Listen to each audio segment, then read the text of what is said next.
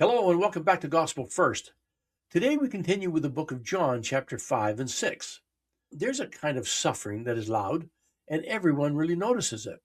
Then there's the kind that lasts so long that you start to believe it is just your identity. You stop experiencing change. You stop even hoping. John chapter 5 is about a man who lived that way for 38 years, and Jesus walks straight towards him. So let's find out what Jesus said to him.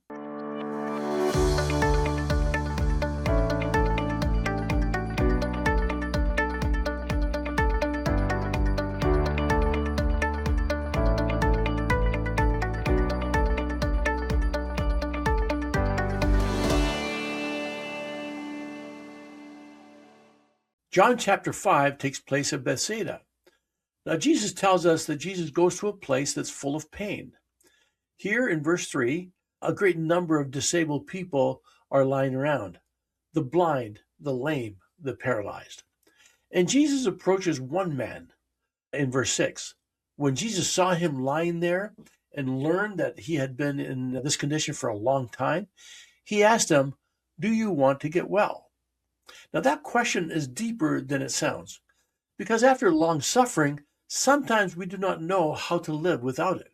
Sometimes disappointment becomes familiar, and sometimes we build our whole life around surviving instead of healing.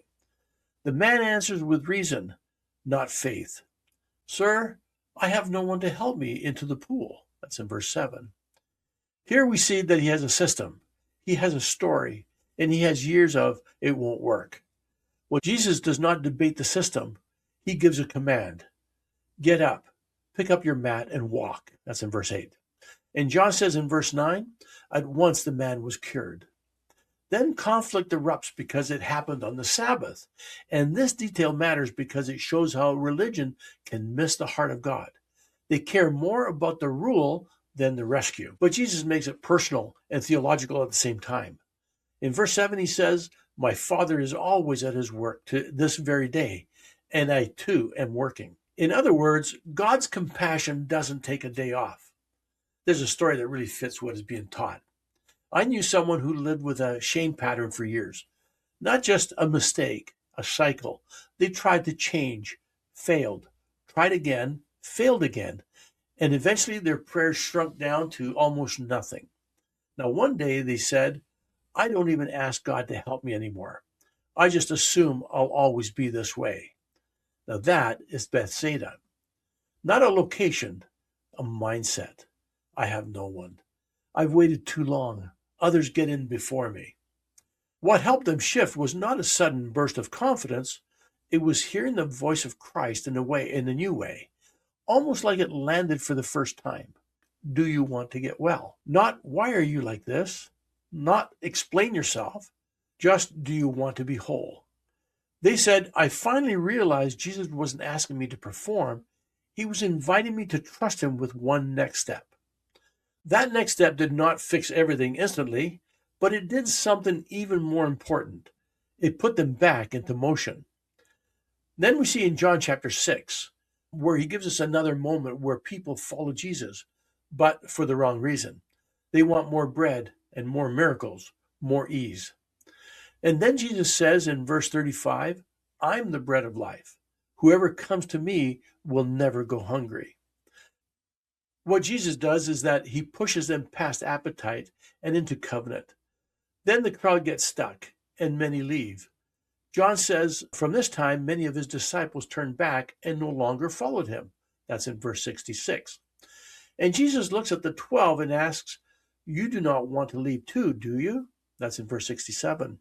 Peter answers with one of the most honest declarations in the whole New Testament. Lord, to whom shall we go?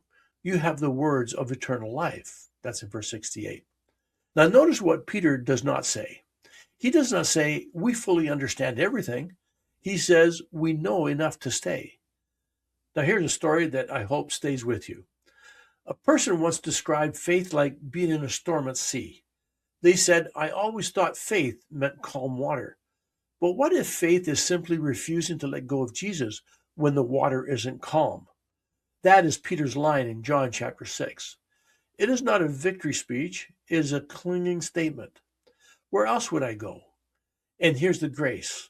Jesus does not only feed crowds and walks on water, he also turns toward the one person who has been stuck for 38 years. He asks the question no one else is asking. He gives strength the body does not have. He restores movement where there's been paralysis, whether physical, emotional, spiritual, or all of it altogether. So here's the invitation for you today. If you feel stuck, hear Christ ask, do you want to get well? If you feel confused, hear Peter say, you have the words of eternal life. If you feel unworthy, remember this. Jesus did not wait for perfect faith to reach for Peter. He caught him immediately. Christ's grace is not the reward for the strong. It is the rescue for the sinking. And long after this episode ends, I want you to remember a simple picture. Jesus reaches first, not because you earned it, but because he loves you. Well, that's it for another day. Thank you for staying faithful to the journey. May the Spirit continue to fill your heart and draw you closer to Jesus Christ. If your heart feels even a gentle nudge, I invite you to subscribe and share so that we can spread the gospel of Jesus Christ together. And I'll see you next time as we continue our studies of Matthew chapter 15 and 16, Mark 7 and 8. Until then, God bless.